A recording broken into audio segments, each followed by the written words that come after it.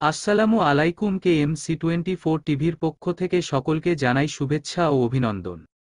দেশে ফিরলেন মিজানুর রহমান আজহারী। বুকে লাগে রে ভাই, বুকে লাগে। জাস্ট পুঁটি মাছ সাইজের একটা ভুল 3 মাসে সমান বড় ক্ষতি করে যাবে, বুঝি নাই। এই রকম বিপাকে না পড়তে নিম্নমানের ইলেকট্রিক পাইপ বদলে কিনুন ভিগো ইলেকট্রিক পাইপ এন্ড ফিটিংস। ভিগো। দীর্ঘদিন পর মালয়েশিয়া থেকে দেশে ফিরেছেন জনপ্রিয় ইসলামী বক্তা মিজানুর রহমান আজহারী। বুধবার 2রা অক্টোবর নিজের ভেরিফাইড ফেসবুক পেজে দেশে ফেরার কথা জানান তিনি। পেজে দেয়া এক পোস্টে তিনি লিখেন, আলহামদুলিল্লাহ, সালামাতে প্রিয় মাতৃভূমিতে এসে পৌঁছালাম। পরম করুণাময় এই প্রত্যাবর্তনকে বরকতময় করুন। মিজানুর রহমান আজহারীর মামা মোশাররফ হোসেন বিমানবন্দরে তাকে ফুল দিয়ে শুভেচ্ছার ছবি ফেসবুকে পোস্ট করেন। ক্যাপশনে তিনি লিখেন, আলহামদুলিল্লাহ, আমাদের প্রিয় রাহবার এখন প্রিয় মাতৃভূমি বাংলাদেশে।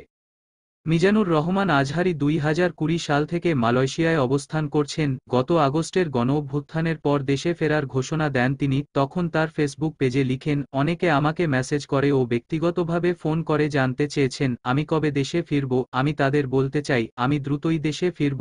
আপনাদের সঙ্গে দেখা করার অপেক্ষাতে রয়েছি। আমি নিজেও শিগগির সাম্য, মানবিকতার মুক্ত স্বাধীন বাংলাদেশে আমি আপনাদের সঙ্গে সাক্ষাৎ করতে চাই।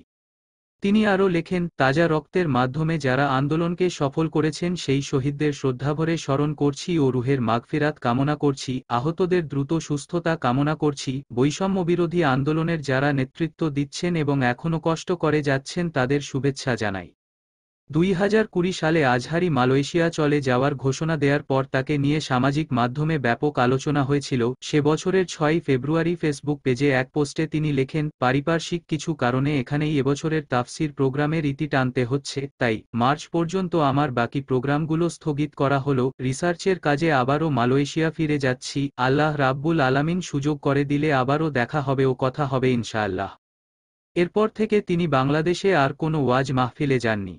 তিনি গবেষণার কাজে মালয়েশিয়া গেছেন বলে ওই পোস্টে উল্লেখ করলেও হঠাৎ চলে যাওয়ায় প্রশ্ন উঠেছিল নানা মহলে। এর কারণ হিসেবে তখন বিভিন্ন গণমাধ্যমে বলা হয়, 2020 সালের জানুয়ারি মাসে লক্ষ্মীপুরে তার এক মাহফিলে 12 জন ভারতীয় নাগরিকের ধর্মান্তরের ঘটনা আলোচনার সৃষ্টি করে। লক্ষ্মীপুরের রামগঞ্জ উপজেলার পানপাড়া গ্রামে আজহারীর মাহফিলে একই পরিবারের মোট 12 জন সদস্য একসঙ্গে ইসলাম গ্রহণ করা আলোচিত এই হিন্দু পরিবারটি এসেছিল ভারত থেকে। বাংলাদেশ পুলিশ 12 জনকেই আটক করে ভারতে ফেরত পাঠায়।